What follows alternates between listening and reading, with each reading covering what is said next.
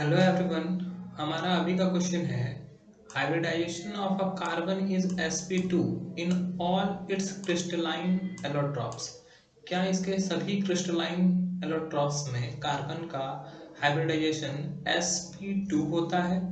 ये एसर्शन दिया है एंड एक रीजन भी है। There are alternate double single bond in each allotrope of carbon. क्या हर एलोट्रॉप में, क्रिस्टलाइन एलोट्रॉप में डबल और सिंगल बॉन्ड बना होता है? एक डबल बॉन्ड, एक सिंगल बॉन्ड। क्या ये दोनों बात सही है? तो ऑप्शन में आपको दिया गया है, पहला ऑप्शन है both assertion and reason are true and the reason is the correct explanation of this assertion। क्या दोनों सही है? और दूसरा जो रीजन दिया गया है वो बिल्कुल भी सही है पहले इस assertion के लिए। या फिर दूसरा ऑप्शन है both assertion and reason are true but the reason is not the correct explanation of the assertion। ये दोनों ट्रू है लेकिन ये रीजन सही नहीं है। तीसरा है कि ये दोनों स्टेटमेंट ट्रू हैं बट रीजन फॉल्स है।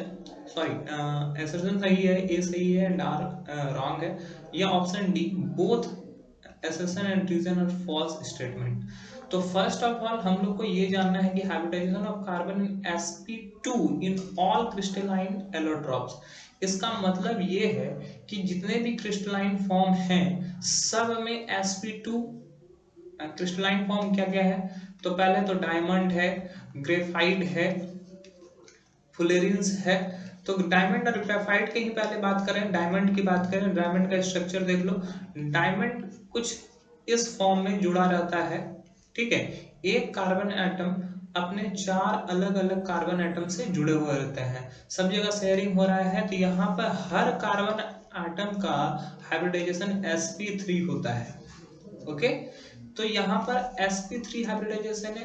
तो पहला ये जो ए है वो तो बिल्कुल रॉन्ग स्टेटमेंट है क्योंकि यहाँ पे लिखा हुआ है hybridization of carbon in sp2 in all its crystalline allotropes. तो क्रिस्टलाइन एलोट्रॉप्स डायमंड है बट वहां पे उसका हाइब्रिडाइजेशन sp3 है, तो ये तो रॉन्ग हो गया। और दूसरा रीजन जो है, अगर ऐसा है कि there are alternate double single bond, अगर sp2 है तो डबल सिंगल बॉन्ड बनेगा, इसी वजह से sp2 होगा। तो अगर ग्रेफाइट का स्ट्रक्चर देखें हम लोग, ग्रेफाइट का देखो, तो ग्रेफाइट में कुछ ऐसा स्ट्रक्चर देखने को मिलेगा आपको।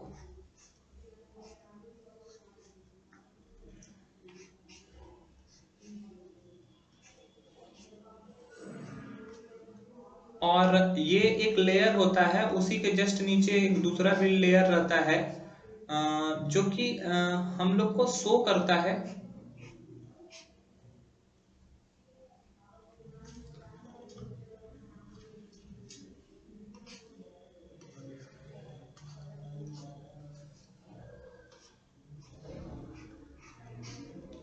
तो यहाँ पे देखो, हर कार्बन एटम का देखोगे ये एक दूसरे के ऊपर लेयर बना रहता है। तो सपोज करो कार्बन एटम ये तीन बॉन्ड बना रहता है जबकि इसका एक बॉन्ड फ्री होता है।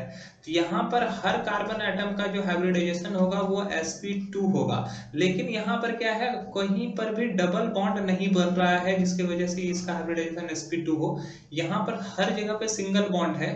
तो ये इसका जो रीजन दिया हुआ है कि हर जगह डबल सिंगल बॉन्ड बनेगा, ऐसा कुछ भी नहीं है। There are alternate double single bond, ऐसा भी नहीं है। तो ये रीजन भी फॉल्स है। तो यहाँ पर assertion एंड रीजन दोनों फॉल्स स्टेटमेंट है।